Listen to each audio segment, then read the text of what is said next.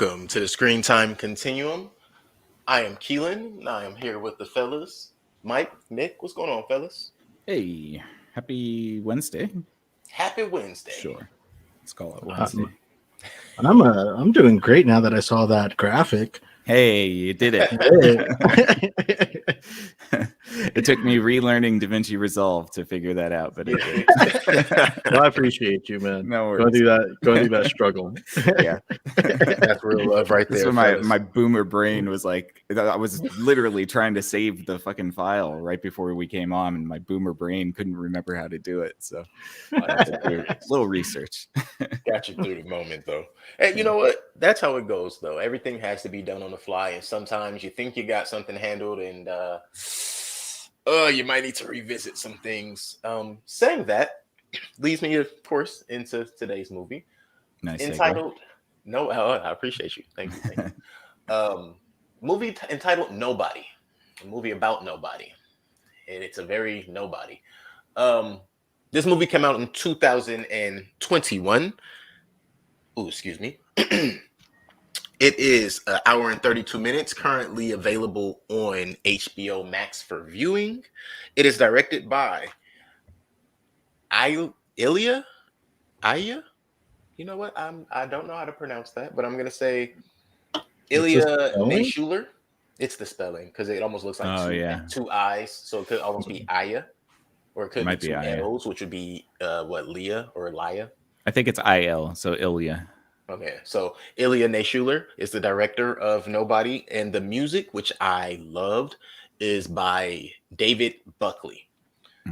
This movie is starring Bob Odenkirk, Connie Nielsen, Christopher Lloyd, The RZA, Michael Ironside, Aleski Sorobriakov, and I think the only other person that I've seen in anything else is Colin Salmon, the guy that played the barber. Oh, and the guy that played Hitman Valentine, Sergei Chernov. He looks familiar. Either way, there might be some other scattered faces in there, but that is a brief look into a few of the actors. You can look up some of those names, find out what else they are in. And this movie is about a guy named Hutch Mansell. Hutch Mansell. And Hutch is a run-of-the-mill everyday father. He's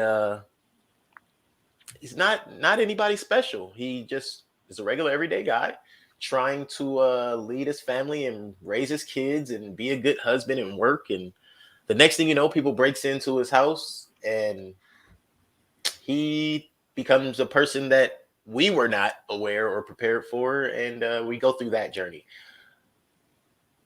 We're about to tell you a little bit more about that. If you have never seen the movie Nobody and you would like to see it, seeing as how it is a 2021 flick, didn't come out too long ago, I will give you the opportunity now to turn this, put it on pause, put it on save, maybe put it on repeat, and we'll be here when you come back after you go and watch the Nobody movie and come back and find out what we have to say about it. For those who are interested in what we have to say and not really concerned, or who have already seen the movie Nobody, here we go.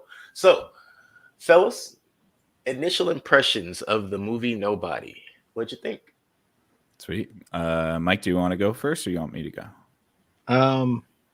I can go first. Okay. I really enjoyed it. It reminded me a little bit of like early Guy Ritchie movies, something like a Snatch or a Lock, Stock, but for like an American side of things. Like it's just a fun action movie, and the music in it is actually really good. And I got to the point where at the end of it, like I was like, I'm ready for someone to break into my house. I wish they would. Let's find out. Let's see what happens. And I think that's like a good kind of a good watermark to figure out if like the action movie was actually really moving or not for you. Because if you feel kind of pumped, you feel like you want to like punch somebody in the face or something, then it's perfect. And then sort of like the themes and underneath it or that are going on with it were nice, you get to see this character kind of accept himself for who he actually is, and all that stuff isn't to the forefront. The main story is just sort of a a fun semi-revenge reckless movie sort of thing happening there. Um, but all in all, it's a good time. Yeah. Yeah, I mean, I have to agree. I hated this movie. No, I'm kidding. Well put. Well put. No, this is pleasantly good. I enjoyed every second of it. For an hour and a half, I think that was like the sweet spot, perfect run time for the movie. The music is fantastic. You can't go wrong with any, like R&B oldies and Motown and all that stuff. Like perfect. Yeah, man, I love Bob Odenkirk. I liked him as a comedy guy. I liked him in Mr. Show. I liked him. He did a little thing in The Office. Obviously, Better Call Saul. He's always been a great comedic actor. This was kind of cool to see him as an action star. I really, really liked that, and I liked the fact that he was an old dude, and when he got into his fights, it wasn't like he was some superhero that could just like beat the shit out of everybody. No, he was getting his ass kicked a lot. And I think that that's kind of cool. It's, it's a very human character. But it reminded me a little bit of like Falling Down meets like, I don't know, John Wick with a dash of like, Pleasantville or something like that, or some like suburbia lifestyle thing. Right. But yeah, I mean, like I thoroughly enjoyed this flick. Can't really say that I disliked anything about it. So very nice. No, I thoroughly agree with everything you guys just said. I agree, Nick. I knew I liked Bob Odenkirk as an actor, but I did not know that I needed to see him in this. Right. But I clearly needed to see him in this, and he did a very great job. Also, I didn't mention the director of this also directed Hardcore Henry. And sense. the guy who did the music for like The Town, what's this, Forbidden Kingdom, the Arctic Dogs, the Jason Bourne movies, like a lot of different movies that I can remember had pretty good music with them as well. So they held on to that. Excuse me. I liked everything you guys mentioned about the fighting and the different ways the character played. Something else I thought was very interesting, which kind of plays off of what Mike said.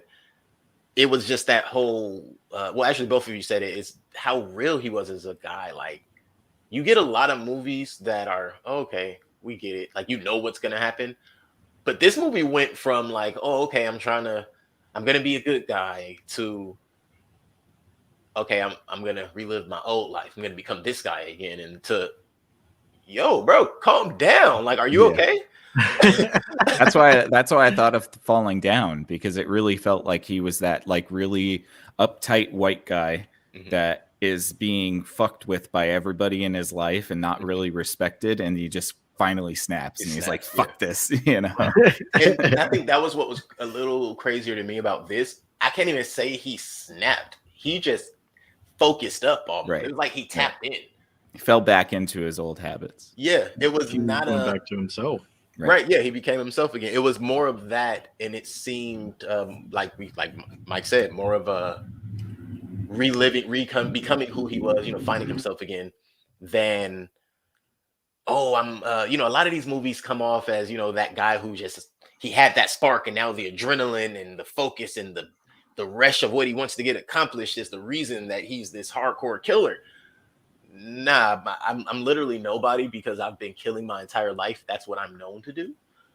You're literally not even supposed to know that I get mail at this address. You're not supposed to know I exist.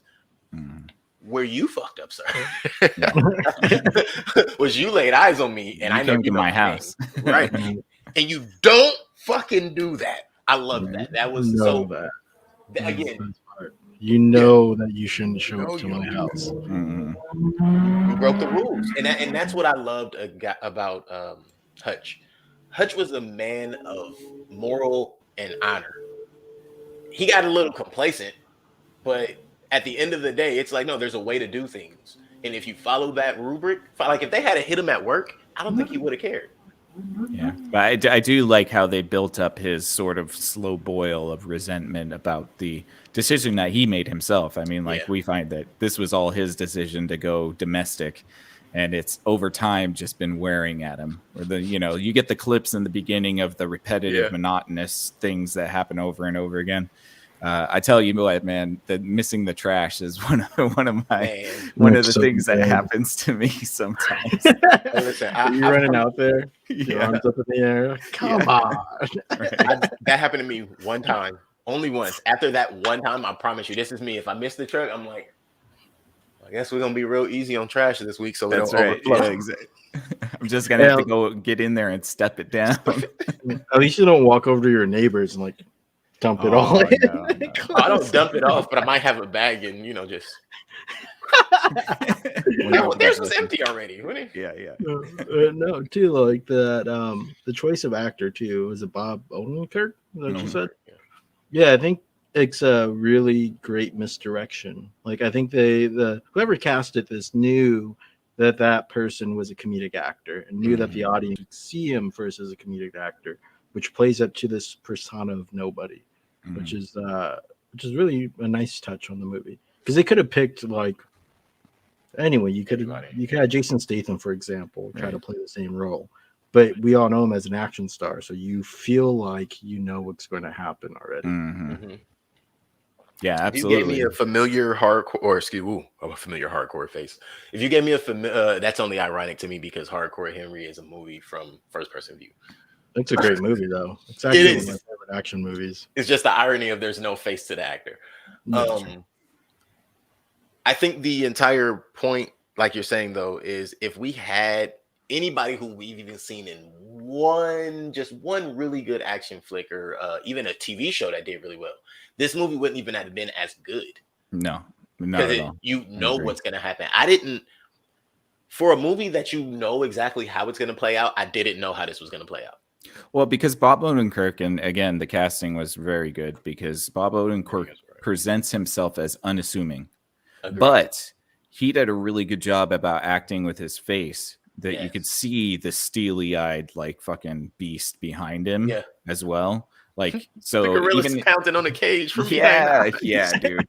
And you even see that in the bus scene, right? Where he finally just decides to let the animal out. And but like I really like that because in the beginning, his mannerisms, even his stance, the way he walked, the way he moved, he was very domestic, very kind of unassuming.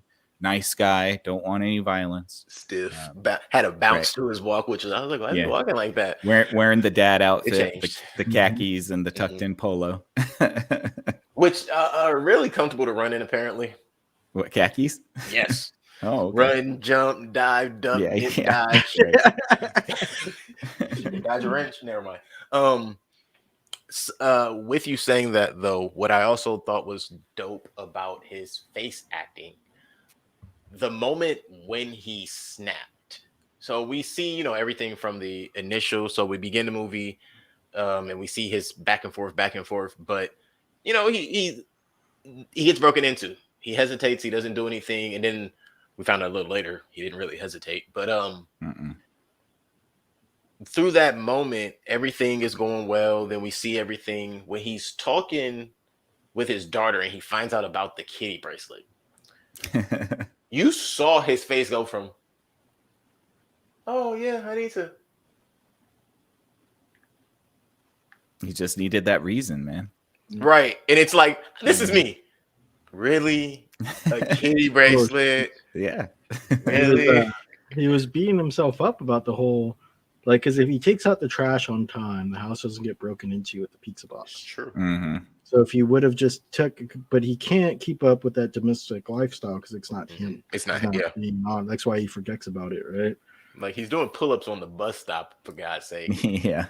And he finally realized, like, that was the breaking moment for his, his youngest daughter. He was fine with like taking teenager mad. Okay. Woo. Yeah, from his son. But the little girl, the second the kitty bracelet gets brought up, that's the line, Mm-hmm.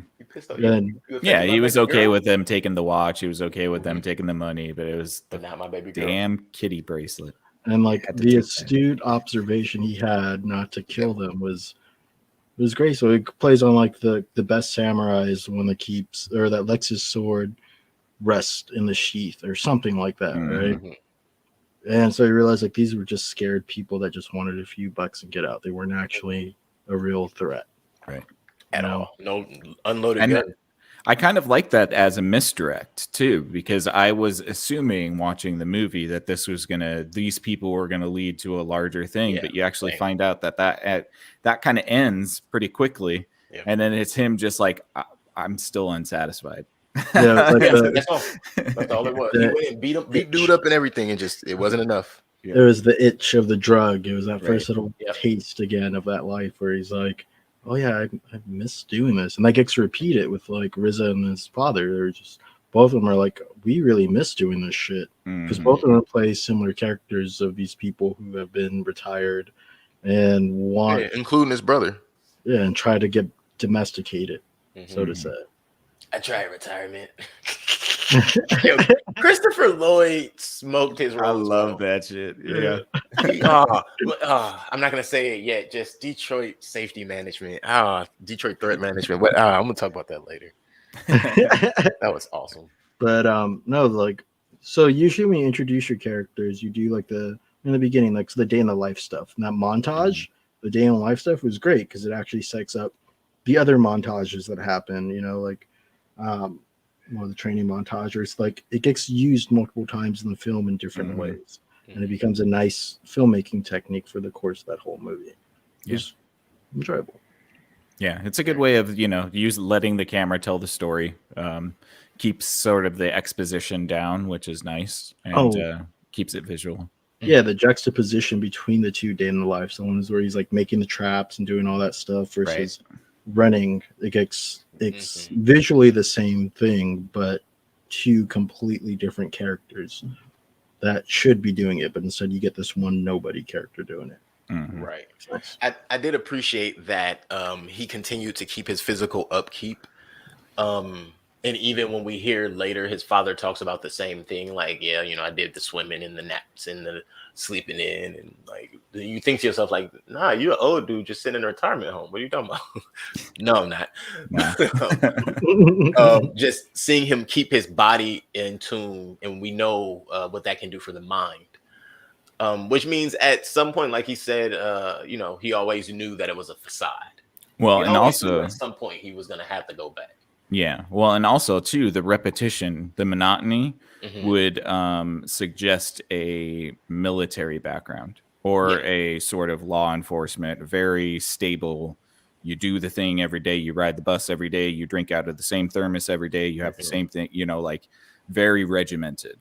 So I like that was a kind of like, it was an indirect allusion to the idea that he might be connected to either military or, government or something. Yeah, some way. So back to the top of the with the first robbery and whatnot. So we already saw his wife was just irritating the hell out of him. His son was irritating the hell out of him. But I also want to say at the very beginning, the movie opened with the song "Don't Let Me Be Misunderstood" by Nina Simone, which is one of my favorite songs. But at the exact same time, it set a tone, and that tone, accompanied by the resentment of his family towards him, it was, to me, it was a part of the buildup. It was the that lyrics. slow The lyrics are literally speaking about the character, Yes. right? I'm just a man whose intentions are good. Oh Lord, don't let me be misunderstood. 1000%. And so just utilizing the music along with that, the wife building the barricade between them, the son and his demeanor towards him, and then once we get through all of that, we meet the brother-in-law and we meet the father-in-law. And I think once you get his entire family dynamic down, you realize, even if you stop the movie right after you meet the dad, right? Like if it's an episode, like we break this down in episodes and we say that's episode 1 right there, where he meets the father-in-law and the father-in-law is like, hey, I'm rooting for you, Even if we cut it right there, it's very clear that we have a guy who is somewhere he doesn't belong in this circle. Yeah. And not many people respect him.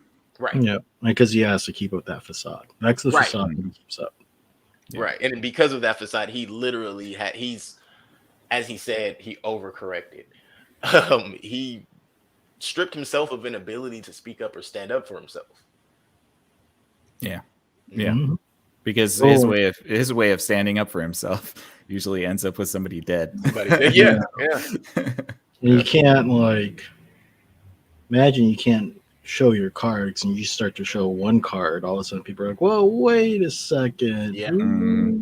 Yeah. who Definitely. are you?" Oh Even yeah, I'm sure he couldn't tell anybody anything. like That's when why he had the CB radio. when that reveal comes up with his brother and he punches him, he knew, and he's just like, "Sit down, breathe deep." Mm-hmm. His dad shakes his hand. That big Got him right in the solar plexus. Yeah. Caught him. Caught him. That was such a clean hit too. Right. Oh He caught him in the exhale and everything. It's like, bro, like he's been waiting years. Decades of pent up anger to pop you one, and only hits you one, and then make sure you okay. Breathe. Yeah. It's okay. No. Take a seat. Take a seat. Breathe deep. You'll be okay. But then that finally shows who he is to his father, and that's why you get the handshake. Because he showed his father a side of him that he knew never seen. Or was that his dad? Oh yeah, his grandfather in the nursing home. Father-in-law. Right? Yeah. Father-in-law. So yeah, he shows his father-in-law the side of him that he never knew existed, which built this whole new respect. But it was always there. I'm sure the gold was nice too. Right. Yeah. Definitely the gold. And it lets you know it let him know as a father, I'm sure, oh, I guess my daughter's fine. Because my daughter's always been fine. Like, why am I still here? I'm out. Hey, get up, boy. Let's go retire. Oh, he's for sure done. He's gonna go voice Sam Fisher. That's what he's gonna do. And what I liked you in the beginning, when right after he gets robbed, everyone's just like, oh, I wish I was there. I wish it was me. Yeah, every tough guy on the block. Yeah, it was hilarious because it's like, that reaction is pretty accurate. But the thing is, you should be more worried about the guy who's like, yeah, I missed my shot. I'm sorry. I don't know. Like, what does that guy know? Why was he all like that? Mm-hmm. If there's one thing I know or I've seen is the guys who are always wanting to fight and talking about, oh, if it was me, wouldn't bust a grape in a fruit fight. Yeah, or they would fall apart very quickly. Oh yeah, they take one to the face, it's a wrap. Like they're done. Please. No, okay, I'm done. So the brother-in-law gives him a gun. I was going to cover that really quick. When the brother-in-law gives him a gun, first I'm like, you, sir, don't need a gun. Why are you pointing guns in people's faces? Right. You don't even know the safety's on. For real. Yeah. Well, that just goes to show too. It's like, everybody around him is some fake tough guy. Yeah. And he's the actually only real tough guy. He's the only. Well, and father-in-law, you never know. Maybe he had some toughness to him back in the day because he was. He's Michael Ironside, so yeah. Yeah, that's fair. That's fair. So there's a few movies. And then the wife too. His wife ends up being somebody. She's either a part of that unit or it's like a handler almost. Yeah. Yeah, that's what I'm thinking. I feel like his wife was a handler. Maybe. They came off very Hitman esque. Like she gets the info and he gets the drop type deal. Yeah. She became one of my favorite characters, one of my favorite supporting characters in this movie, for sure. Yeah, but like halfway through, the first half was rough. Yeah, but I think she lost respect for him because he chose the domesticated life. Right, and I'm guessing she had to go with him. Something else I thought was interesting when we see their dynamic changing, the husband and the wife. It almost seems like their marriage is more business than marriage. Yeah, it does. Well, it's definitely lost a lot of its luster, right? And he even talks about it. He even talks about how right.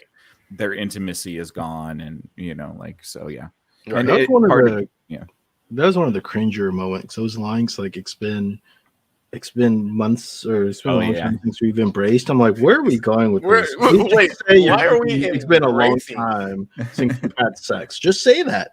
And then he finally says it, and I was like, oh, thank God. I'm happy we got there.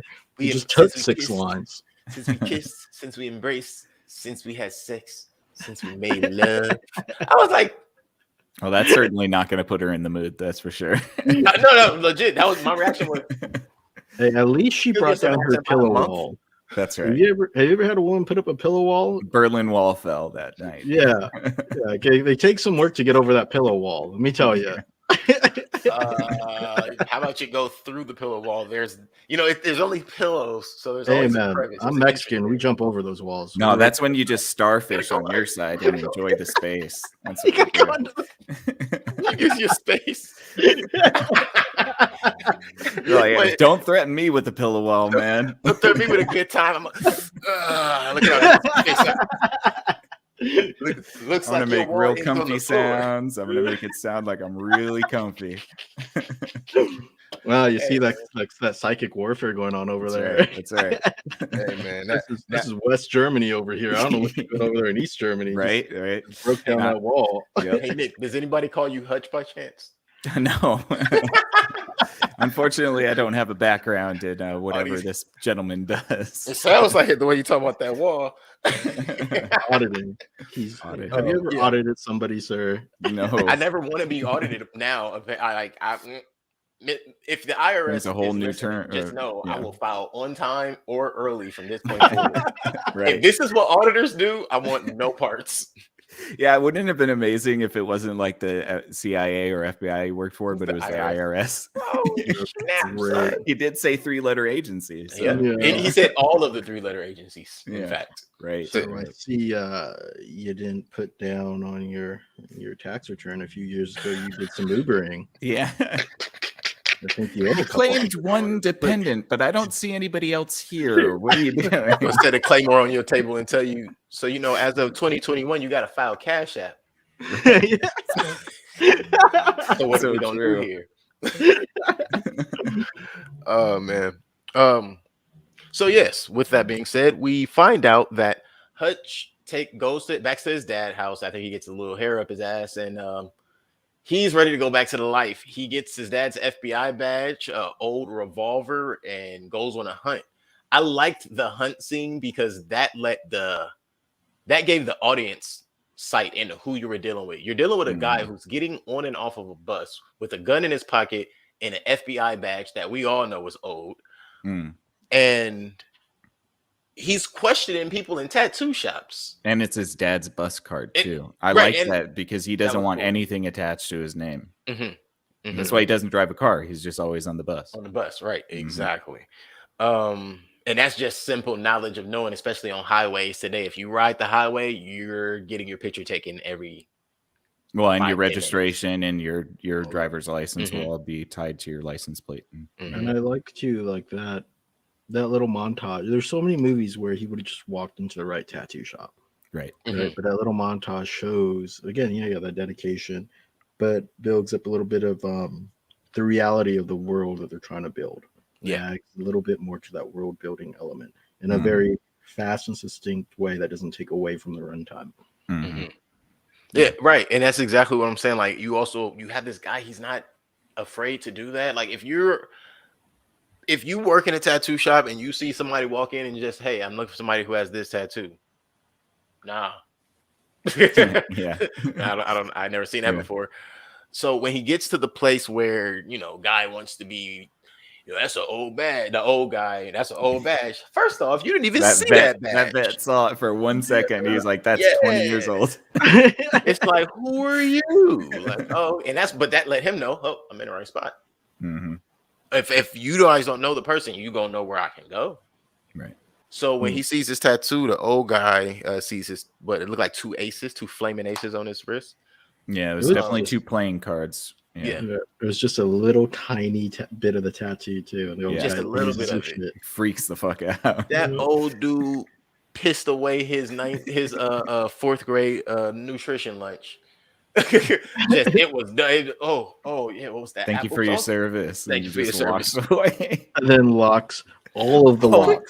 Every lock ever made was on that door. Right. And it's such a great comedic beat because you just see the door and you hear hilarious. And then a little window. The window shuts. I don't even want to see what he about to do to y'all. Now I like how the other guys were smart though. Start dropping a bat to go. So how can I help you? Right. Like that's the owner, and he one of the baddest mofos we ever met. You just made him piss his pants and leave without a word. So, and even how that played out, like his build up. he had a plan. He walked in. Oh, okay, you want to be tough? Well, how about this? Oh, people, oh, y'all, I wouldn't flash that kind of cheese around here. Listen, bro, there's only 3 type of people who will flash this cheese. Which one do you think I am? Who wants to try? Here's the, oh, you almost got it. So I really enjoyed, again, the whole build up, the way they were able to do all of that, playing into who he was, who he wanted us to see, how he wanted us to see him play out. Would you have let the robbers live just because they had a kid? Yeah.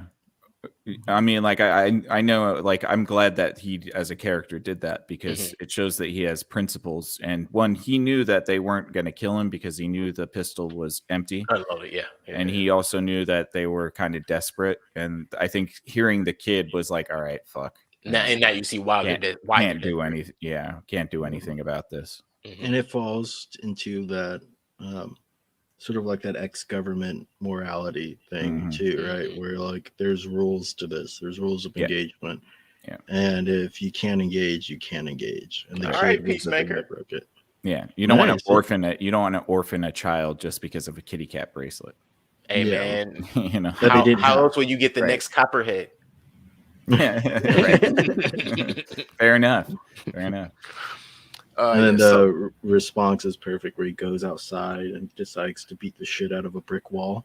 That's a perfect response. Yep. Listen, I don't know what this is going to sound like, but I'm going to say it this way. If you've ever hit a cement wall, I don't care. You're not getting little nice Hollywood cuts on your knuckles. That's for sure. That part. That stunt dude or woman, whomever, the stunt person who was actually hitting whatever they were hitting, that person had smacked. Yeah, I would hope it's foam as well. I hit I hit a wall, like a wood wall that was backed by cement, and not even that hard, not even like all the way back, like this dude was hitting it, and my hand was swollen. Yes, for a couple of days. Yep. Oh yeah.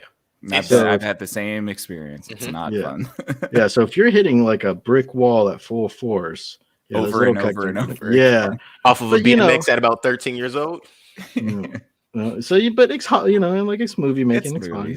But it's this movie does suffer from little technical problems, but it was when I was like, okay, this is Hollywood. Whatever. Yeah. It's kind of easy to hand wave some of the maybe inconsistencies just because it's an action flick. I'm not gonna, if Schwarzenegger can punch through a pane of glass, then this guy can punch a brick wall. It's all good. About 7 times. Yeah. And with you saying that the inconsistency, some things that I noticed a little later in the movie, they tried to keep consistent. The part where he breaks his wrist, I noticed from that part of the movie, he uses his left hand a lot less for the rest of the movie. And I thought that was a great note of detail. There are a couple of scenes where he does still use it, but not as efficiently, but nothing where he's like fumbling and bumbling. I would have expected at least 1 or 2 of those scenes. But you could break your wrist, and as long as you don't like sever a tendon or anything, you still have motor control. So I do get that as well. Yeah, and it's due to the fact that it becomes the main element in that shot when you just get like slipping his hand out of the thing. So I think from the filmmaker's point of view, that because they showed it, that had to become a thing that they continue with continuity, where just for their own artistic sake, where they knew if they screwed that up too much, they couldn't really live with themselves. Right. Yeah. People would be like, wait, he broke his wrist. Right. Exactly. And with that exact tone, but he broke his wrist. How did he do it? Honestly, they could have used it a lot more. I forgot all about it. I was so sucked into like the action. Oh, he broke. Oh yeah, he did, huh? He could have just gotten some duct tape and just taped his wrist, straight. I would have been okay with that too. No. There were a few things he had done through the movie, because the action, of course, picks up, that reminded me. I was like, wait, why is he going on? Oh, snap. That's right. The left hand was broken. Jeez. And even thinking to myself at a certain point, like maybe they weren't even thinking about it. And it was just like, nah, that was the actor's choice. It just played well. So after he goes on his little rage, he gets the lead, leaves the robbers. The whole bus thing was great. Yeah, those are great. The Well, like you said earlier, Nick, him getting beat up a little bit, getting that wake up call of getting punched and stabbed. Like, haven't had that feeling in a while, huh, buddy? Yeah. In the I mean, restaurant. he was taking some severe hits. Oh yeah, Like, he was taking him in I mean, stride. the first thing that happens is he gets hit really hard in the face, and he's like, turned "Oh, around. shit." Yeah, It's Yeah, turned so around. he gets thrown out of the window. yeah. Like he gets up and like the bus lady's talking to him. He's just like, He's like, 1 minute. 1 minute, please. Hold He on. hobbles back in there. Hey, listen, he treated being thrown out of that window like a cup of coffee. Yeah. It's like Ooh. some people enjoy pain.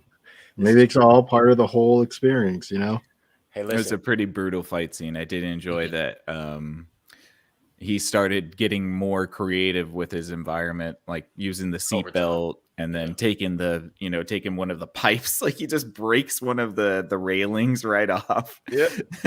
and I think all of that was an ode to once the adrenaline was pumping. Like once he got thrown out of the window and got Yeah. up, you knew it was an adrenaline rush. That's all he was running off at that point. Mm-hmm. And then he walks into the bus and he's like got blood just spurting out of his mouth and he's like wheezing a little bit because I think he punctured a lung. Yeah, I'm pretty sure that dude punctured a lung. All that training kicks in there too. Right. Yeah. The adrenaline. Muscle memory. Yeah. And that's exactly where I was going. The adrenaline just kicks him up to that muscle memory level, and at that point, sad for the guys on the bus. I didn't think they had lived. I thought he had killed all of them except the guy he gave the tracheotomy to. That was Again, brutal as fuck. yeah, I might very have nice. just walked off the bus. Yeah. I mean, the tracheotomy part to me was again one of those nods, like it had to be done to remind you he's human Mhm. and he's not a bad person. He just has a specific set of skills. He's had an itch. He just had a scratch. He has to scratch it. Yeah, I'm glad. Listen, I'd rather his itch be cocaine. This I don't This think he needs dude. cocaine, man. That might be No. a whole What I'm nother saying problem. right. What I'm saying is from the beginning, without this set of skills, if he never had this set of skills and his itch was just cocaine, I think the world might be a better place. I don't know. Maybe he made the world a better place. Maybe. He is the shadow government. I mean, Yeah. Whatever happens in the shadows, man, we don't know. it is Find what out it is. As he said, Find out he was the one that killed Jeffrey Epstein.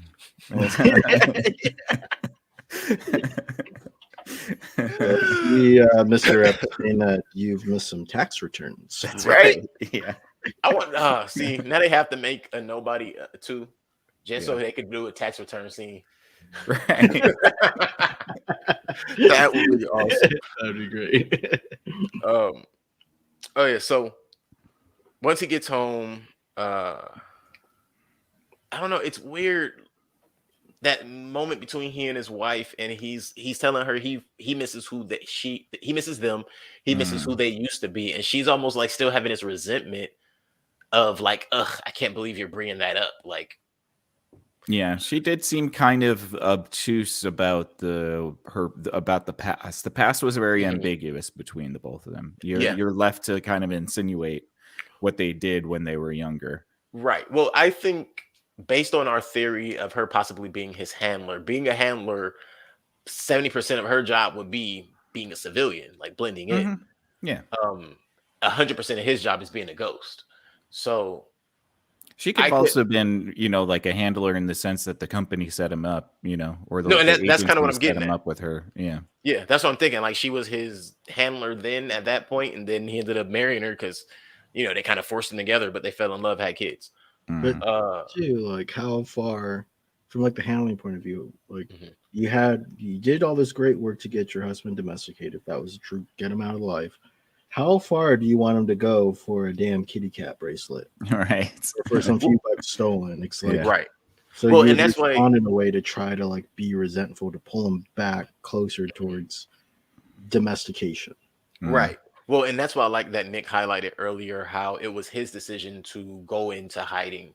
Mhm. So if she was aware of anything, she was comfortable with what was going on, and thus making it, oh well, I'm going to be comfortable with all of your decisions, and that's how you get to him deciding to walk away, and her being like, kind of like in the last movie we watched, where it's like, this ain't the dude I married. Mhm. Well, Like geez, you're the same person, but you ain't the same person. She's might be a little bit of like like the ghost in the shell kind of thing. Where again, like her, like if she's okay with all the decisions he makes, but the overall like big picture objective is to get him domesticated and not like fake domesticated and hunting down former bosses or something, then that all plays into that motivation of that resentment of like, oh, you're doing this again. You're back to this is where like a drug addict. So man, I kind of feel like she wanted to go back to the life. I kind of think does, that at the end you finally see it. But Yeah. they've both been for so long playing somebody else. Right. You know, and then we're not up to that point yet where she brings down her pillow wall. Right. So it could be just little like in her own mind she's coming to an understanding and whether or not she's actually happy or not with it. Right. Yeah. Yeah. Fair enough. Fair enough. Very I do fair. like the super glue. That was dope. That is a real field trick. If you're ever in a pinch, just stitch yourself up with super glue. Nice. Nice. Sterile. I mean, like, yeah, you know, you may not live, but it'll close the wound. It may not always hold for that long. Right. Right. Be a little careful. It ain't suture wire. It ain't fishing wire. So At least it's non-toxic. yeah. Oh, if you're like as non-toxic Yeah. as you can get. Yeah, you're right. It says non-toxic on the tube. I mean, Yeah. So we meet Julian because one of his brothers was the guy who got the tracheotomy, got his ass beat. And I just thought, again, I am surprised all of those guys lived. Yo, what is he gonna do with that chair though? Oh man, listen, that was crazy because he picks up the chair. I was like, this dude is wild. Why is he picking up the? Oh, I thought he was just gonna sit down in the room. I thought he was gonna sit down and like just have a chit chat with them. I kind of thought that too, but no, that's not. It was great. Like, yeah, the framing is awesome because you see this guy just laying there and he has the first line. You're like, all right, so this is an establishing shot. And then it establishes that the chair is going to go flying through the room and hit the dude in the face. Julian, it was one guy. Are you fucking joking? Like, whoa, bro, he's telling you. I'm telling you the truth. I mean, So no, when we meet you and he's in that club, right? Yes. The guy that he kills, was that Bullet Tooth Tony? It did look kind of like him, but I don't think it was him. Okay. Yeah.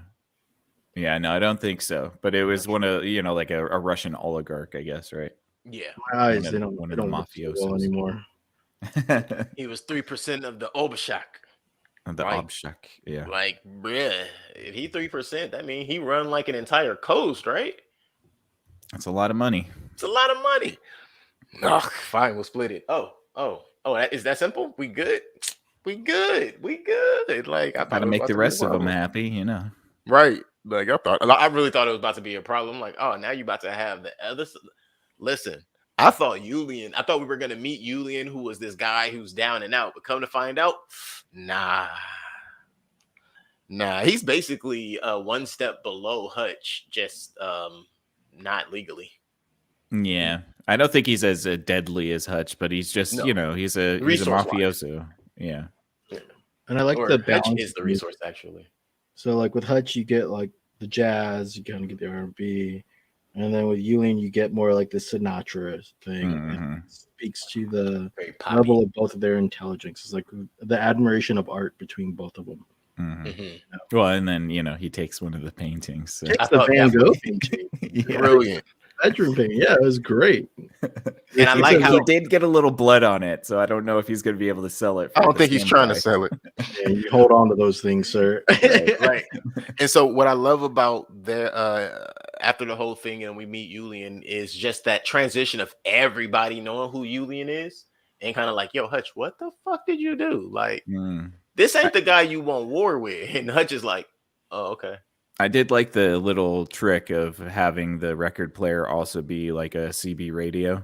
Yes. I thought that was kind of cool. The way to talk to RZA, who I guess is probably his fixer at some point. Yeah, pretty much.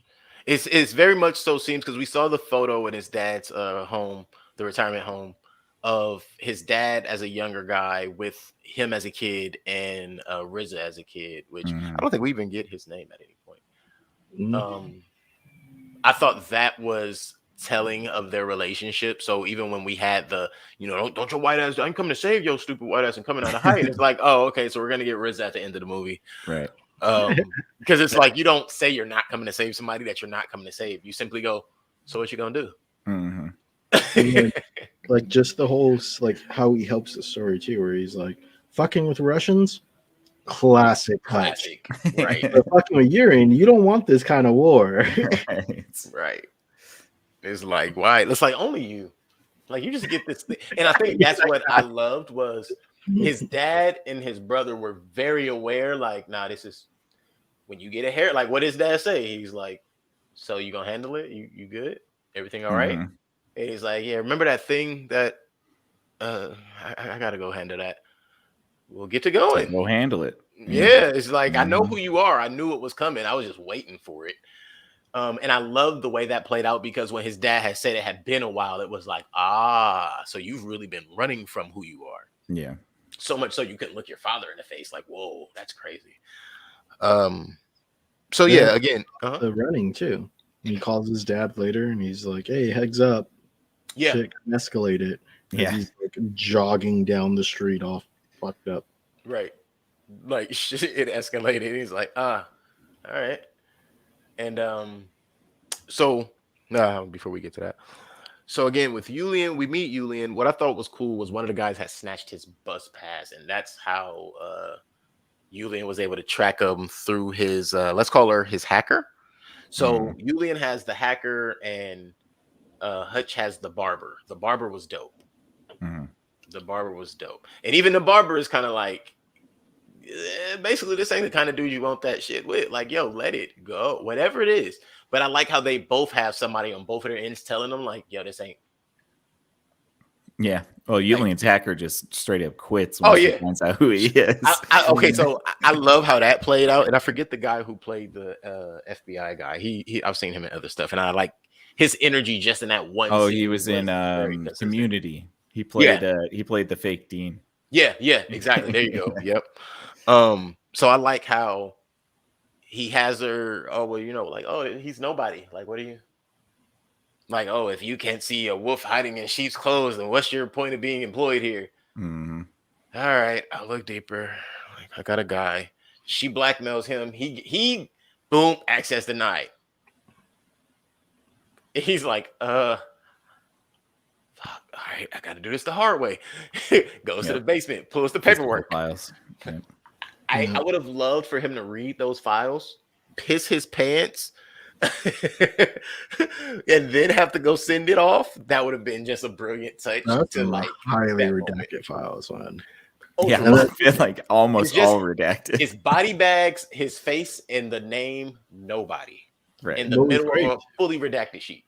What was great too is that the redaction pulls your eyes towards the word nobody. That was well done from like a visual point of view. And then like the hacking sequence itself, though it's so short, it's pretty accurate. If you're hacking those cards, you're using a command line tool. So you just see a little terminal and then finding the name through some random website, like a Wikipedia or something. Or like the nursing home directory, something like that. All that makes logical sense. Nice. Yeah. Nice. She didn't like load up some like giant metro database. Yeah. She didn't say I'm in. Yeah, right. So that was like a little nice touch because that sequence is so small and tiny, it just kind of flies by. But it was a nice, a little bit of attention to detail. Hey, maybe there's some coding or background on the. This movie most certainly got consulting from clandestine agencies. Like 100%, there was an agency representative to consult. Well, like I said, they do that all the time. Yeah. At the end, I was like, "Yeah, I want to fight some. Look, I want to be a nobody. Sign me up. Where do I go? Right here, right. So I got to go to the military for how many years before y'all call me? Yeah, right. Exactly. But there is a whole wing of those agencies that specifically consult for Hollywood, just because. If you're going to portray it, they want you to portray it in an specific, accurate light, right? Yeah. Or a specific, specific. One of the two. Or a what? Specific, inaccurate light. Oh, right. Yeah, Exactly. Exactly. Maybe not giving away too Just many too much. secrets. Yeah. Yeah. That's the part I think they're usually worried about. Like, I don't want you to stumble up on something that's Yeah. real. Well, you can't reveal methods, right? So yeah, Mhm. you got to kind of create methods, and then the consultant can be like, "Mm-mm." Can't use that and one. that's when you know you got too close. Mhm. Or they go, no, we think you should do this. And they're like, why? And Because we don't do that, and right. I can honestly say I know. I was around a movie shoot once. They were doing an active shooter scene on a show, or it wasn't a movie shoot, but a TV show. They were doing an active shooter scene. So of course, there's a bunch of people running around with like super realistic looking assault rifles, but they were all like carbon fiber plastic. But you find out that most of the extras had like some type of military, law enforcement, gun training, or someone were just off-duty SWAT. Yeah. And they specifically for that scene had hired those kind of extras. This way, everything will look as accurate as possible. So they just bring one particular person to demonstrate. All right, this is what we're using. This is the tactics. These are the moves, and it's like. Like to watch them all kind of get in sync. And that's why they got a bunch of people who were already familiar with the stances. And I was just like, it's cost effective too, right? Because if you have a extra pool who already knows and is familiar with all of that stuff, you don't have to train them, and you don't have to teach them. They already know. Oh, that makes sense. It saves time, right? Yeah. So yeah, I thought that was interesting. And with you saying that there were clearly consultants, yeah, I could believe that. For every step of this movie, I could believe that. Hey man, they were running Linux. They knew what they were doing. Right. Right. Yeah, little details like that, you can definitely tell somebody actually with knowledge was consulting. Yeah. I mean, hey, for a 2021 movie, it's good to know that accuracy has stepped up to that level. Because we're watching. Yeah, I don't want to see two people typing on one keyboard ever again in my life. Was that hackers or swordfish? That was NCIS. Oh, okay. I was so mad. Even worse. One of my favorite procedurals, and then there's just two people on one keyboard. I'm like, do you know? That's not. What are you? What? You guys playing Heart and Soul on the piano? What are you doing? That's funny. I have to see that because I don't think I've ever seen that before. Two people on one keyboard. I'll show it to you after the show. It's like two people on the keyboard, and all of a sudden you hear dun dun dun dun dun dun dun dun dun. Do. Jesus Christ! Yeah, it's bad because I'm sure that it costs money. Like we were saying, it does cost money to do these things, but I'm sure it is much more cost effective to just get it right. Depending, I mean, depending on your budget, I'm only saying that from this side. Give me a $3 million budget to make a movie. I might find out really fast that $60,000 that was going to cost to bring in that person to do that one particular job is not worth it. Shoot, it could be $4,000. It might still not be worth it. Hey, so Google exists now. You could become a movie expert on something real quick. I was gonna say no. Google Teacher exists. Where you get Google, you can go to the Google classes and all of that. Yeah. When I learned about that, that was weird. Google classes, no. Yeah, Google teaches you anything. No, yeah. And that whole hacking thing was good. The whole blackmailing thing was kind of disappointing. I didn't like the blackmail part of it, but I was like, dude, if you're gonna work at somewhere like that, put yourself in a position to not be blackmailed or just be okay with being blackmailed. Yeah. I mean, from what we saw, it was just that he was into BDSM and was gay. Something like that. Yeah. And that was it. That's it. We'll tell your family. Pretty sure him and the black dude were lovers. Maybe. I mean, but whatever. Like, that's not, life-ending blackmail right there. It's not at all. Maybe in the Russian mob it might be. Well, no, we're talking about the fake Dean guy at the Pentagon. Oh, that guy. Oh, yeah. Never mind. Redact what I said. Redact. He was just into, kinky shit. Have you heard the rumors about J. Edgar Hoover? Yes, I have. Rumors. 'Twas a different time back then. I don't know if you can still call those rumors when they're putting it in history books. Yeah, right. That's true. And that I don't care what anybody says. I think that doesn't need to be in history books. But I have a feeling that it was at least somewhat accurate. I'm sure like the blackmail doesn't happen on a government computer though, because then you just Right. get tracked. Yeah, Like that silly way. very. But yeah, no, I'm back, I guess, to the original point of like how all that leads into them finding the file of nobody and the redaction pulling the eyes just to the word nobody. Mhm. Definitely. So after that, Julian doesn't care that his hacker quits, throws the paperwork at him, which I'm like, oh, first person to actually disrespect this dude and live. All right, cool. He sends a hit squad and tells him to bring him alive. And I'm thinking, he don't know that they're coming to bring him alive, right? Right. Like, Yeah. you're not Those getting those dudes guns back. don't suggest that people are getting brought in alive. Just Yeah. saying. Just saying. So after he locks his family in, I guess that would be another quantum closet, maybe? Panic room. No, it was for sure a panic room, but the whole removing the wall panel and Right. Interesting. This whole time too, it's slowly revealing though that his family knows who he was. Hmm. or his wife at least, at minimum. Yeah, or at least his wife. Yeah. Um, His son is kind of oblivious. I think if his son even had an inkling before, he wouldn't disrespect his dad that way. I don't know. I think his son might have be a little pissed that his dad won't tell him about what he actually did, but he's kind of figured it out. But Maybe. he's just like being cold because like if you're not going to tell me, then I'm your kid. Yeah, screw you, kind Yeah. of. Yeah. You just made me view his responses to like, oh, I have to do something on somebody in service. Like, I just want to get it over with, bro. Like, I don't care. Like, I know you're not gonna tell me, so just tell me what you want to tell me, and I'll write it down. Yeah, and like kind of hoping that he would tell him about some crazy thing, but at the same time, like knowing that he wouldn't, so he's mad about it and can confront his dad about it. But maybe I'm just adding depth to that character from hindsight. Mike's like, maybe I'm projecting, but no. I mean, luckily, it's not incredibly pivotal to the story. So not at all. not that But bad. I agree. If you were to look at it that way, it could make sense. I didn't think of it that way initially, but that would be a great added moment to find out that the son had an inkling, and that's what his irritation is. I'm aware that you were somebody worth talking about, but you keep making me go talk to everybody else. Like even the brother-in-law who was ex-military, which is why he had guns and stuff, but was like clearly an infantry. I hate to say it that way because I know that sounds like a clearly, but clearly not someone who would have been able to take an officer position. He just would have been a soldier for his entire career. Fine with Grunt. Yeah, Grant. There you go. I just don't want to be disrespectful. It's like I understand that you don't choose your classification, just it's by way of your talents. So from there,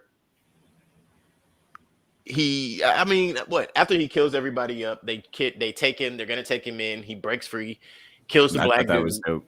Yeah, I thought that was pretty cool. I even thought it was nice how, and I'm gonna use the word nice on that, after he breaks free in the trunk, kills everybody, but the car flips over, so they really killed themselves. The Black Russian flew halfway out the car and was chopped in half by the weight of the car. Mm-hmm. And he sits there and he looks down and he goes, "Oh, I've never met a Black Russian." I get that a lot. Yeah. Like, bro, you're dying. This is the last time you're getting it. But in that moment, Hutch opens up. Like he's like, "Yeah, I am proud." He's like, "Who are you?" So he tells him who he is. Like, well, to make a long story short, a short story long. I was an auditor for the 3-letter agencies, and I was the last guy you wanted to see because I couldn't arrest you. Mm-hmm. So that meant nobody could leave. Right. And I was like, yo, that is the hardest job description I've ever heard of my life. He's the cleanup crew. He is the cleanup crew. Like Mm-hmm. most movies tell you that the cleanup crew comes and they're the cleanup crew. Like, oh, we're just here to pick up brains and splatter. Like, nah, he kills you and cleans you. Mm-hmm. He's I like that how guy. every time he opens up to people, they all die. Yeah. I can't tell anybody who's living. Right. Exactly. The only person that knows is that one guy he let live who went and got a family and made him envious of the situation, and that's why he went and got a family. Right. So, sometimes it goes to show that good deeds ain't shit. I like that monologue too that he has when he's talking about that dude, and he's like, he screams, he's like, that motherfucker. Like, he was so mad that he like because he was expecting the dude to go right back into crime and be like a fuck up again, and then all of a sudden reason to kill him. Right. And he was so pissed that he didn't have a reason to kill him. Yeah. Which to me painted, that was the first moment I understood, like, oh, he's really just a fucking sociopath. Yeah. Who just happened to fall into the right line of work. Yeah. He's good at one thing. Yeah. He just happened to fall into the right line of work for the right people, more so. Because you could have fallen into that line of work for the criminal side, and now you don't get to do it and have the government call people and clean up your mess. So yeah, with all of that, they go to his dad's house after he sets his family and sends them off to safety. We get over to the retirement home and they creep up on Pop. Listen, this was the coolest shit ever. And a quick note to those who aren't aware of Detroit Safety Management or Detroit Threat Management on YouTube.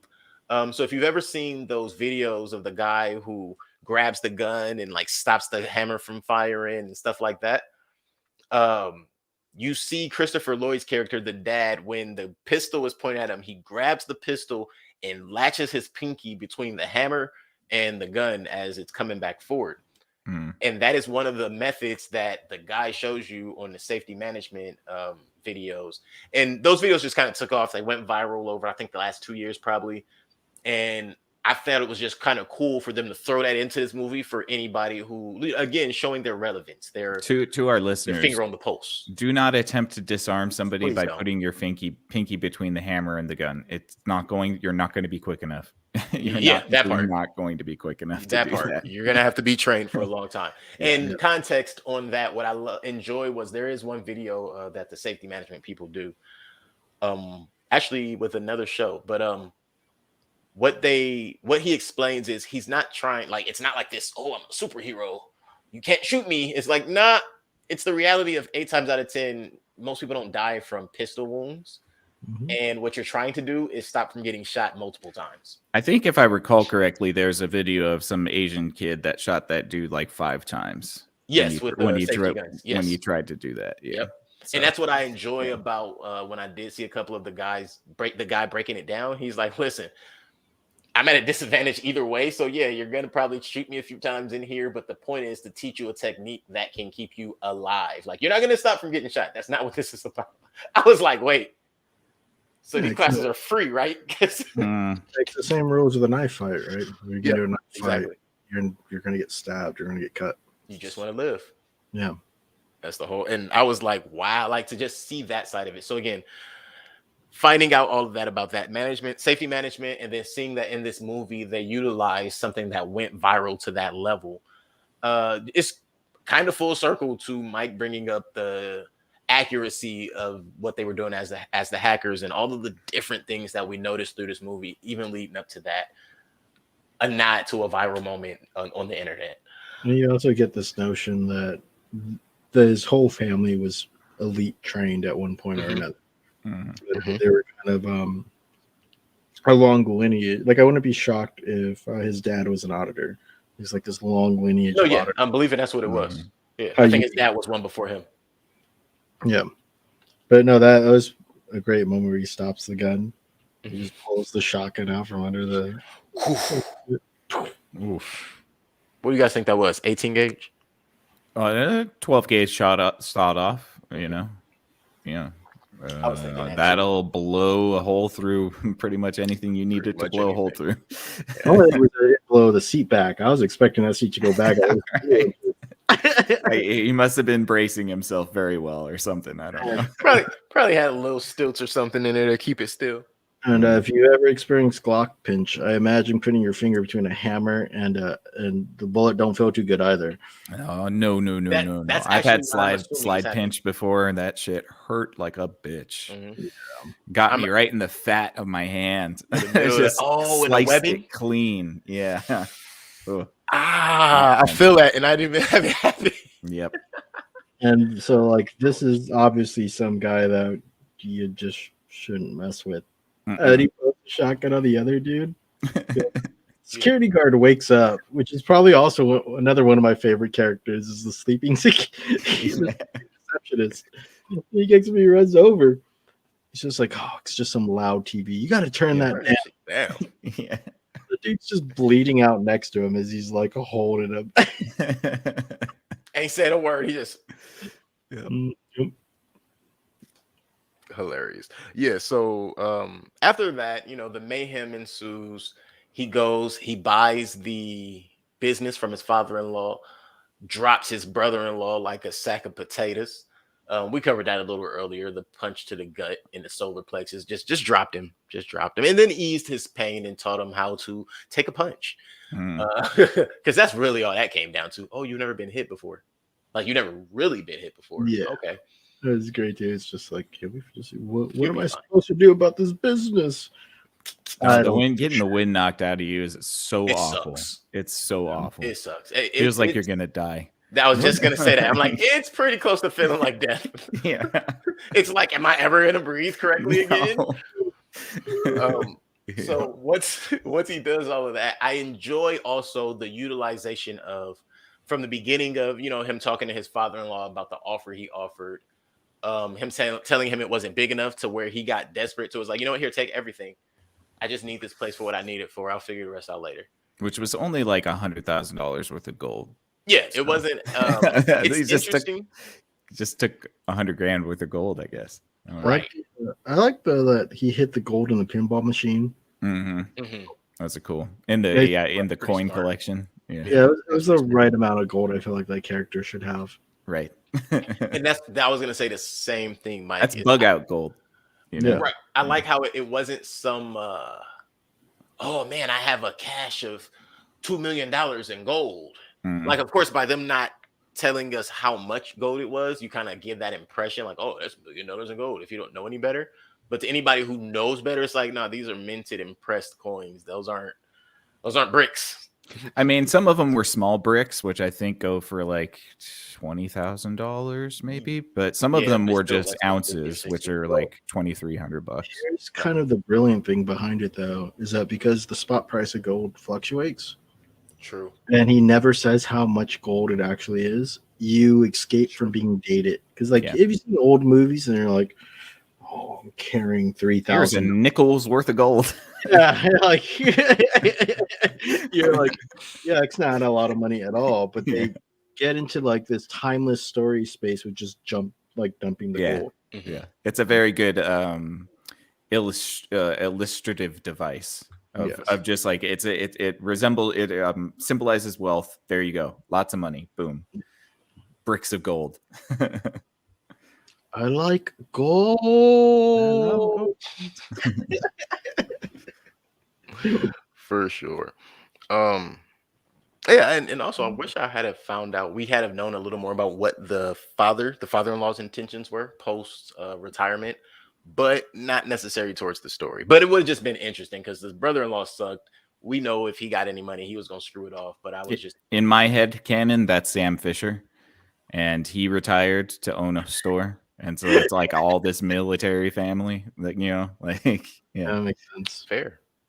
But real quick though, there is one thing we sort of skipped over, and that's when the family leaves, and it's when he's talking to his wife about the fact that he can't tell them what's going on.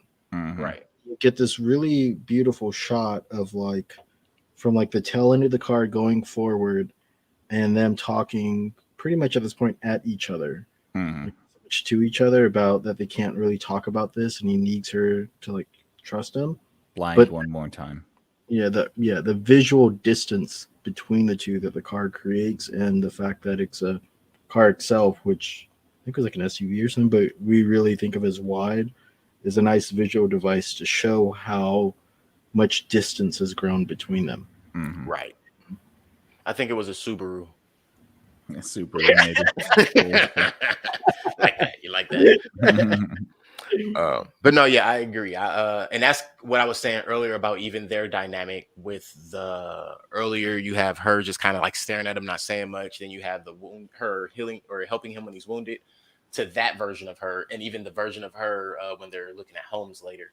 You just have these different stages of not being sure, did she know what was going on? And by that point, it's kind of like, okay, you know something, Mhm. you know, and it's like, Yeah. you know enough to, like he said, just trust me, and this will be the last time you're blind. And it's like, okay, so you know you can't know. That's what you know. Yeah, pretty much.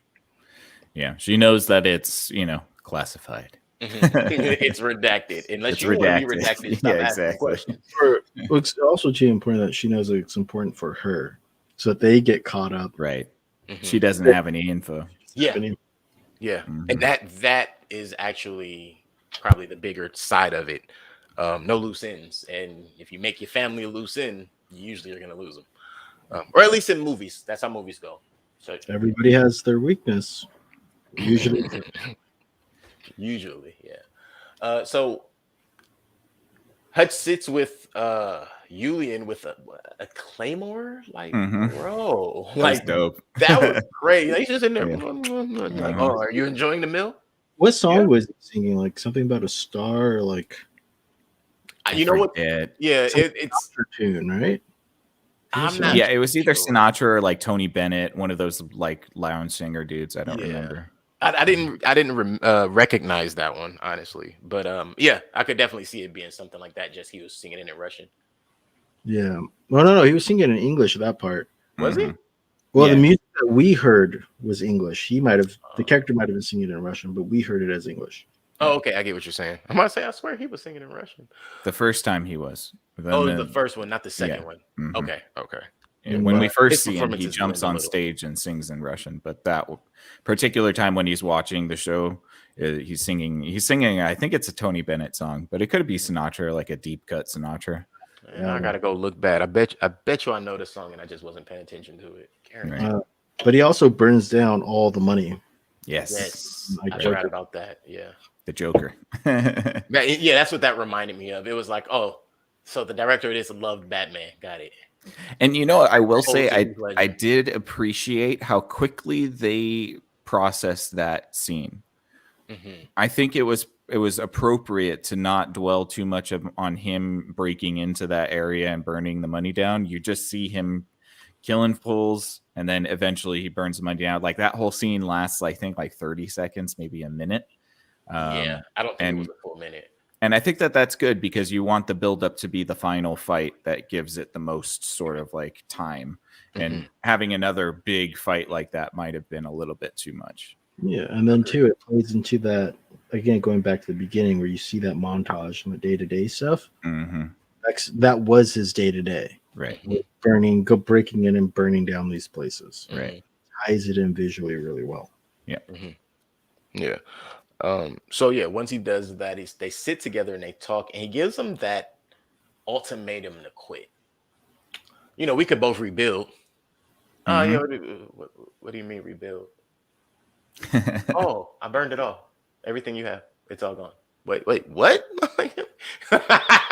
I just thought that was the most brilliant, like microaggressive way to trigger somebody, knowing they can't do anything in the very moment because both of your lives are on the line.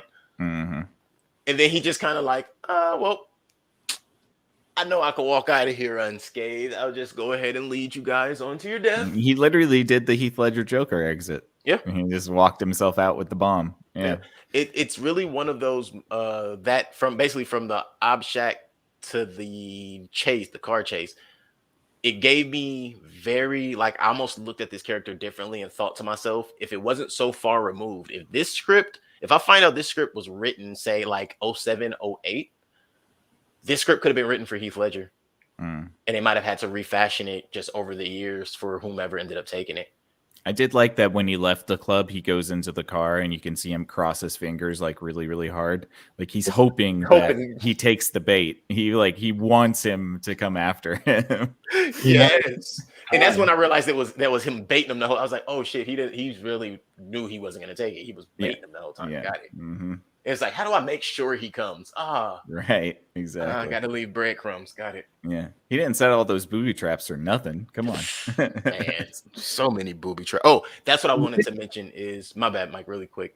When he bought the place from his father-in-law to realize like they were making metal and gates and stuff the whole it's a time. manufacturing sort of. So he already knows he has all the resources he needs, and he has the know-how.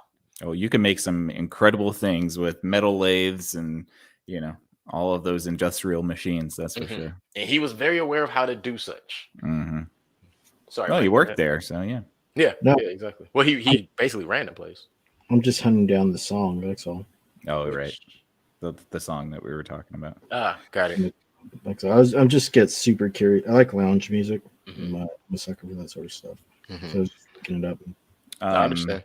Yeah. So yeah, the scene in the I guess the workplace. I don't know what you would call it. Call it the workplace, the factory. Yeah, I thought that was great. It was cool to see Christopher Lloyd and RZA sort of like join forces with him and like kick some ass. Yep. Yeah. Yep. Yeah, I thought that was real dope having them pop out. Him not expecting them to pop out. Right. I think from a consumer, from a audience stance, it was kind of obvious they were gonna come help him at some point somehow. I didn't know if the dad would. I thought right, that RZA might, but I wasn't assuming his dad would come out of retirement. Right. No, you're right. I couldn't guarantee the dad, but I expected RZA to show up. And then I thought after RZA showed up, I thought about the statement he made about who do you think helped Pops clean this shit up? Right. Right. And then it was like, wait, how could you help him clean up if you didn't already come out of hiding? And that's when that kind of did connect. But I agree. I didn't think Pops was coming. Well, and there's a nice Chekhov's gun moment, right? Because he gets to use the gun that his brother-in-law gives him that he put in the freezer. Yes. It was that one moment. Like, that's the rule, right? You show a gun in the first act, you have to use it in the third act. Yeah. So it's good. Like, it's another little attention to detail because they could have forgot that gun. Yeah. If they wanted to. Yeah. Could have left it in there and then have like a one-off scene where it ends up going off by itself or something. Or gets thrown away. Right. Yeah. Or gets thrown away. Yeah. He runs. Look, fast forward 20 years, his son runs across it, and all of a sudden he's bitten by the bug. So it looks like it's the song called "The Impossible Dream." Impossible Dream. Okay. But it's a song that links up to the scene at least.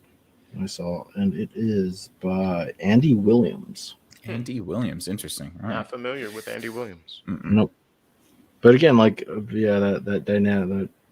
I know we've moved on to the factory and the reveal of RZA and Christopher Lloyd, but just that juxtaposition between lounge music and jazz, right?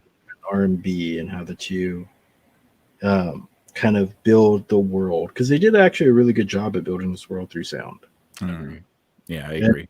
It covers a lot too, which is fine because it adds textures to it, and it's just great because the Impossible Dream plays while he's burning all the money, and then ends when he steps off the stage, and it ties the two scenes together through audio in a visual way.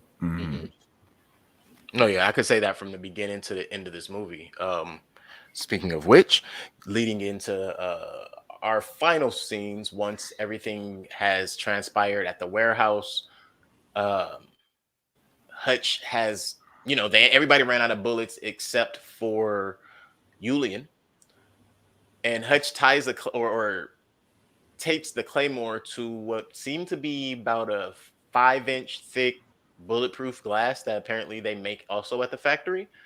I still think he should have died. Should have got more than just a mild concussion, and he didn't even have a mild concussion. Well, the blast would have hurt for sure. But that's what I'm saying. At least a severe concussion. That wasn't even a mild concussion he had. His ears weren't. They didn't even simulate ringing ears. I'm just saying. He did exhale smoke though. He did exhale smoke. Yeah, so. He did exhale smoke. That only tells me that he knows how to take a bong rip. That doesn't. But yeah, so you go through all of that. They get away. Julian's dead. You hear the sirens coming. Pops and RZA gets out the back, and tying it in with the music, just from beginning to end, we began this movie in the interrogation room with the song playing, "Don't Let Me Be Misunderstood" by Nina Simone. We return to the interrogation room And where we began this movie was the question that was relayed to Hutch by the detectives: "Who the fuck are you?" Mm-hmm. He's And he feeding a says, cat. right, as he's feeding a cat that he with had in the his Van jacket. Gogh painting right next to him. It was just, and I'm wondering, did they let him keep that? And a filterless cigarette hanging out of his mouth. Yeah. Where did he get that? Oh, that's right. It was in his pocket. He had the pack. Yeah, He hadn't smoked cigarettes the entire movie. Well, after a long fight like that, you might want one. Gotta get one. One trust. So they ask him, "Who are you?" And he goes, "Me? I'm nobody." And it's like, "Oh, yeah, well, we've heard that one before." And yeah, no, that's good enough. No, If you just want to wait live for the phone call. right? It's like if Wait he's for the thinking, phone so call. do you want to live long enough? Like, it's good enough that you know me as nobody. Mm-hmm. Hello, what? And I get, like, for filmmaking purposes, you want to have them both in frame, but that's so inaccurate. What have you been at work? You got a phone call and you were like, yeah, well, both at the same time. Next to somebody else who also got a phone call. Maybe you might sit next to somebody that got a phone call, but if you got a phone call, like I got to get up and take this. Mm-hmm. I think it would have been better if it was just one of them. Yeah, that got the phone call, but I understand it. Like work together.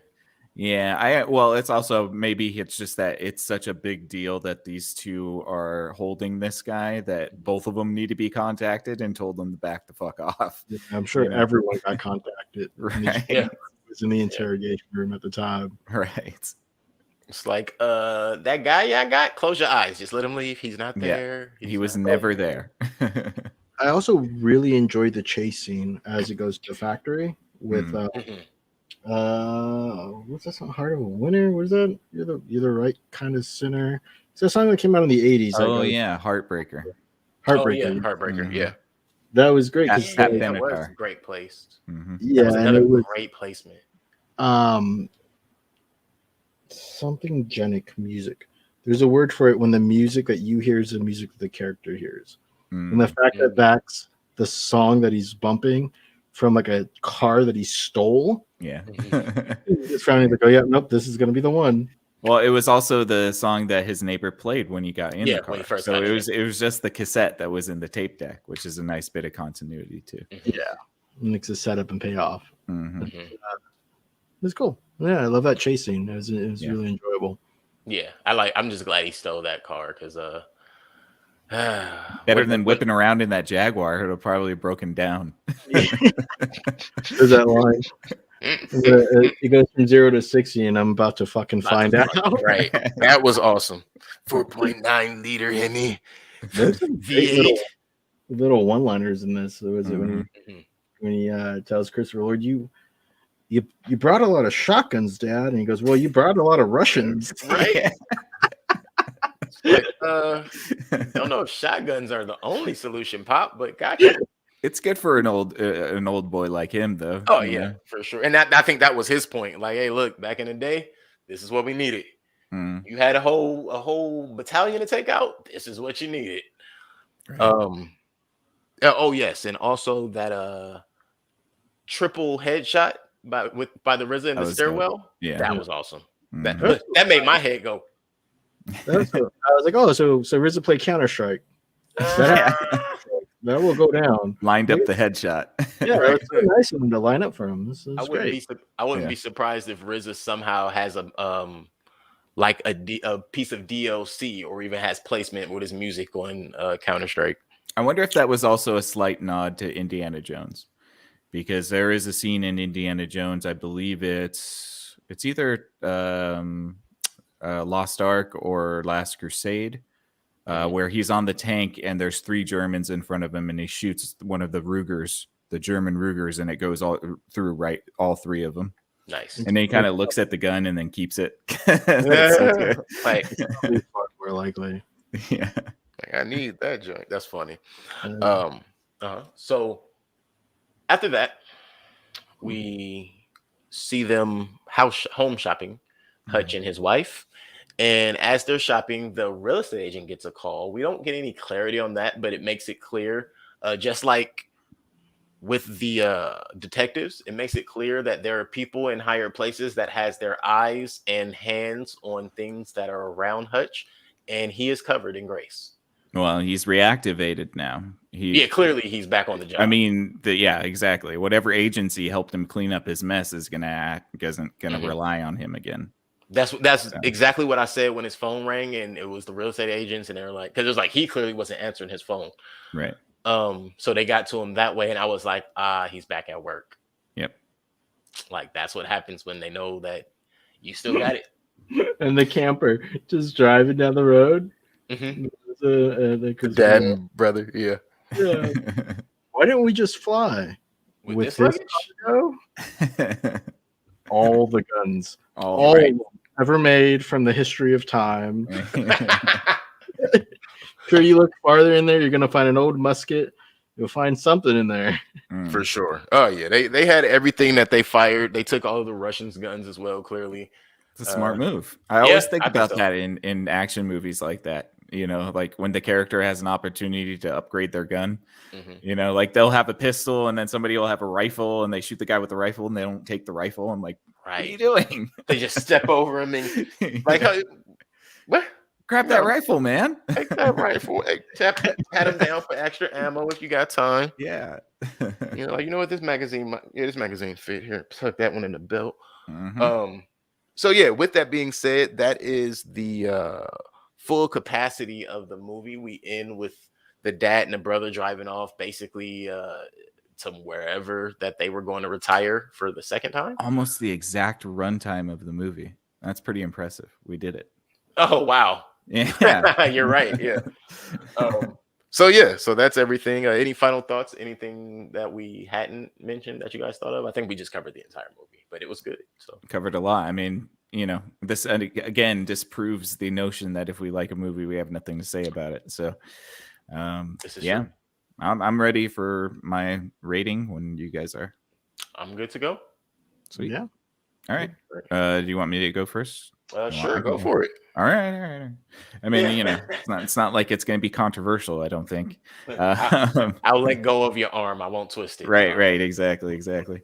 No, I mean, again, thoroughly enjoyed this movie. Runtime was perfect. Music was great. Really created an kind of an irreverent ambiance, which I really enjoyed. The action was fantastic. Bob Odenkirk. I want another movie. I want another movie like this. Like, I think that would be really great. So that's saying something because, you know, like as somebody who liked John Wick, I don't want to watch John Wick 5. But after watching this, I'm like, man, I could go for another Nobody for sure. And it is Bob Odenkirk's character that really like sold it for me because I think he just does a very good job about being unassuming, but also dangerous at the same time. And it's a role that you just don't expect from him. So I think he knocked it out of the park. I think the people who made this flick really wanted to make a good action movie and they succeeded. So exceeded my expectations. I'm going to hit this with a 9. I don't think it's perfect, but it's honestly, I don't watch movies over and over again. I'll watch this movie again for sure. Like, I'm usually a 1 or 2 type person, but this one I can see myself watching, you know, a few times more for sure. Yeah, definitely. I agree. I could definitely watch this movie a couple more times with no question. Something I forgot to mention, and I just thought of it right now. Also, Tobey Maguire. Yes, that Tobey Maguire is one of the producers on this movie as well. Oh, cool. Good for him. Yeah, I thought that was pretty cool to note as well. I had it in my notes, but I realized I have it on my second page. It wasn't on my opening page, so I forgot to mention it at the top. Good job, Toby. Yeah, I agree. It shows that just because you may not like a movie or two that somebody's in, that doesn't mean they don't understand and know the work in a good way. You just have to give them a chance. So for me, I enjoyed this movie. Nothing bad to say about this movie. No plot holes. No, I loved the music. Again, the movie leading and finishing with the Nina Simone song. Perfect. Perfect. Like, if you want to explain your character through music, Make sure you find a good Nina Simone song because man, they did that. They usually go with Sinnerman, but I like True. I like I like the this one. Yeah. It's good. At least they didn't go with Blood on the Leaves, but that would also fit for me. But so yeah, I am not even gonna give too much praise to this movie. This entire hour and a half has been praise for this movie from me, and it will continue to be so endlessly because this movie was very good. I want. I am gonna give this a 8.5. I want to give it a little more. But I am dead set on getting some emotion out of some of these movies. This is an action movie. There was no emotion needed. But I'm changing my mind. I'm gonna go with an even 9. All right. Yeah, that's why I said 9 because I didn't get the tear factor. But if I had, it would have been a 10. It'd been a 10, yeah. And I'm thinking to myself, I'm like, you know what? That doesn't require a point and a half. I have to go 9 as well. Yeah. For me, there was I really enjoyed it. Like I love the world that they made. I love like the music they worked in there. There was some like minor continuity errors that happened um that aren't too noticeable, but they do happen. And then they use montages really well, but at certain points, you wish they were moved in places to keep an even sort of pacing. There's like one or two moments where the pacing falls, where it gets a little towards the end, and things just feel slightly off for me. But like I said, like I love this movie, and I'll watch it over and over again and enjoy it. But from being hypercritical on it, I'll give it an 8 out of 10. Very nice. Super sauce. That right. leaves us at I don't know, something. 26 out of 30. Yeah. Which is an 8.6. Not bad. Not bad. 8.6. My brain don't do math good, so sometimes I have to have my calculator with me. All right. Well, that's 8.6 is not bad. Definitely. Yeah. You know what's funny? This movie reminds me of there's an old movie I think came out like 2007 or something called Shoot 'Em Up with Clive Owen. This reminds me of that. And I don't think I would have given Shoot 'Em Up a 9, but I definitely gave this a 9, and I think that's cool because that again, I only wanted one Shoot 'Em Up. I wasn't looking forward to a Shoot 'Em Up 2, but I'm looking forward to a Nobody 2. But this just made me think like Clive Owen is probably another one of those actors that could have done decent in this role. Yeah, but even he's a little bit too actiony for. Yeah, we've seen him in a bunch of it. What if we get Benedict Cumberbatch in one of these roles? They tried to do that with the that Netflix movie that he's in, or like the cowboy Netflix movie. Oh, really? Yeah, it doesn't translate as well. All right, never mind. I just thought it would be a really interesting, like, you know who they should get, because Bob Odenkirk, obviously in the same sort of comedic class, a Steve Carell movie like this. I would be interested in that. I feel like I haven't seen Steve Carell do something like brutal. No, it was more of a slapstick comedy, but Smart? Yeah, Get Smart. There you go. Get Smart, right? Yeah, it's a great show. Right. But a great show, huh? Great show. Great. Like, so that film was like a TV show. Mm-hmm. A long time, a spy TV show, like a long time back ago. in the day. Okay. Yeah. In the same like comedic vein. Mm-hmm. Didn't know. So you get the shoe telephone. That's nice. I think it's also like the Cone of Silence. Yeah, there's a lot of inside jokes in that TV show.